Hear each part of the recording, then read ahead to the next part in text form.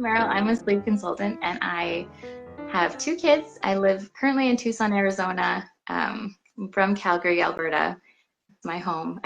And yeah, I got certified last year to be a sleep consultant, and it's been fun ever since. Things that you learned during your certification process that maybe was surprising to you about sleep and was interesting to you during Yeah, that so process? during the certification, I really liked learning about how there's four foundations to sleep, which are schedule, routine, nutrition, and environment. And it's really cool how when all of those things are in place, it really sets us up for success with sleep. And every baby can learn to sleep if they have all of those things in place. What do you see that connection that sleep has with our mental health, our nervous system resilience, and things like that? Yeah, I can use my children and myself as examples in this one. With my oldest, she becomes very anxious when she doesn't have enough sleep. She's more prone to anxiety and she's quieter and like just wants to be alone more often. My youngest, she kind of is the opposite. She gets very loud and expresses in tantrums and like just more stress, and it's obvious to me when it's a sleep related thing because they're so specifically the same every time they lose sleep. Same with myself. I cry more often if I have a bad sleep. I'm more irritable.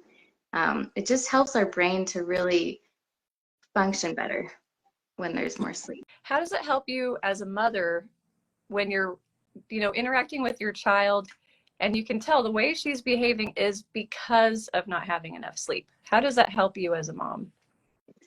I definitely am able to take things a lot more calmly when I know that it's like a sleep problem, and like if I give them food, it doesn't help. If I like try to read them a book, it doesn't help. But like making sure that I know this isn't their fault. It's just that their body needs more sleep right now. So it does help. Less stressed. Yeah, that's a good point. Then you can stay calm. It doesn't have to be about you as a mother, because I know as parents, so often we might look at how our kids behave as something that reflects back on us. Yeah. It's my fault that they're this way. Yeah. But it's just their body responding to a need. They just need more Yeah. sleep. Okay. And so often parents don't recognize that it's a sleep thing, so they blame other outside reasons, and really the Hmm. kid just needs more sleep. And what can you tell us about what happens during sleep? What happens for us physically? Yeah, so when we're sleeping, the memories, well, things just get put in their own boxes, the right places. So our memories get stored, and the things we learned about get stored in where they need to be. And if there's enough sleep, there's enough time for the brain to really put those neurons together and like make things function properly. And yeah, and I think I've read that too, that I mean that's how we kind of declutter Yeah, all that's that in the short-term memory storage. We yeah, got to exactly. clutter our brain. And if we're having trouble with memory, it might be that we're not getting enough rest.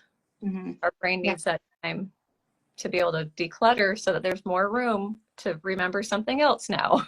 yeah. And with children, they're learning so much every single day. Like it's shocking how much a child takes in.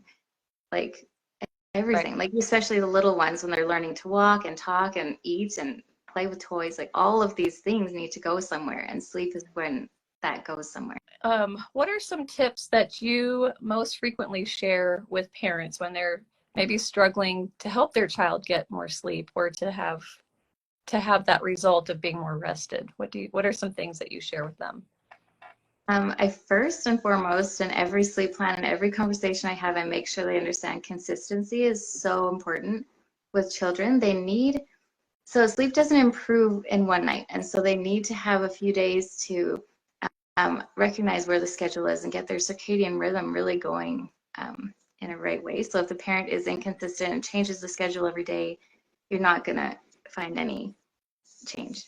It's good change. And I also like to tell them, which is controversial, but to let go of screens. So many parents come to me and say their TV's on all day and they think that that's not a problem. The kid's not noticing it, the baby doesn't notice, but it is affecting them. They need their brains really need that time to stop being forced to listen to something or to think about something and to do it on their own, because it helps with sleep, surprisingly. To be able to think for yourself helps with self-soothing, helps with being able to know when you're still tired, those kind of things. What do you say to parents as far as like how soon before going to sleep they should turn off the TV or not have tablets in the kids' hands and things like that? What's a good window to turn everything off in order to be able to fall asleep and stay asleep? Yeah, so I would recommend at least an hour and a half, but I would say 2 hours is a really good, like, a sweet spot for making sure that everything is calmed down after that. So I would say that if something is working and everyone is happy, then there's not necessarily a need to change anything. I hear a lot of moms say they're doing it wrong because they're rocking to sleep or nursing to sleep or um, co-sleeping. These things aren't necessarily bad if they're working for you. The issue is when you have you don't want to do it for the long term. So you have to find the balance of what is going to work forever, what's going to let it so you can go out on dates in the evening, those kind of things, and go outside every day. That's another one. Okay, so going outside, tell us more about that. How does that help with sleep habits and things? Yeah, so the body naturally wants to be awake when there's light and asleep when there's dark. And if you're always inside, your natural light isn't going to hit as hard. Not going to make your body understand what day and night are. It might seem like your kid goes to sleep okay in the night, but they wake up randomly, or it's just they don't nap as easily because they don't have that same understanding of what day and night is, even if they're 3 or 4 or 5, like it matters. Right. It's not obvious if you're Yeah. in all the time. What are some good just like rituals to help a child get that signal it's time to get ready to sleep? What are some good rituals that parents can do with their child? Yeah, so one of the foundations is a routine. A really solid bedtime routine is going to really signal your kid. It might sound a little weird at first for a grown-up to say, what do you mean, like doing the same things over and over? But it actually helps, like brush their teeth, put them in their pajamas, read them books, sing the song, and have even just one phrase that you say to them every time you put them in bed. So it helps a lot. Yes. What are some testimonials that you've had? Like people have said, oh, this really worked. Yeah, I just had my last client actually. She emailed me. Her child had become sick like right after our consultation, and so his sleep went downhill again. And so I gave her a little bit of advice to get her through that. And then I said, just start again from scratch when he's not sick anymore. And then she emailed me a couple weeks later and said, he's sleeping perfectly. I'm so glad that you gave me that peace. And I loved hearing that. Like when somebody says I helped them feel peaceful, just like to, because she knew that she wasn't going to mess him up and she knew that he was going to sleep again and everything was going to be fine. And she really liked the schedule I made for her because she had no idea how to make a schedule. And no, I didn't have an idea either before I learned about this. It's hard. And then the parents can feel that peace too, knowing, okay, I do have a tool here that I can use. And I like that you said, sometimes we worry that once our child up, we're going to ruin everything and they're never going to sleep. And, when we get stressed, we get very hyperbolic and hopeless and fearful. So I think it sounds like with you as a consultant, a lot of it is just trying to help the parent feel confident and at peace. So how do you do that for a parent? Yeah, I really, as I've been sleep deprived as a new mom before, I know how my brain just did not go to positive things immediately. It wasn't first thing. And I've heard so many moms come to me and say, I've broken my baby. I can't, she'll never sleep again.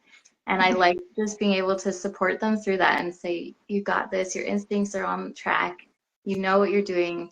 Take a deep breath, like those big deep breaths really help, especially when you don't have the proper brain function from being sleep deprived. So yeah, it helps I love supporting moms through all this hard time.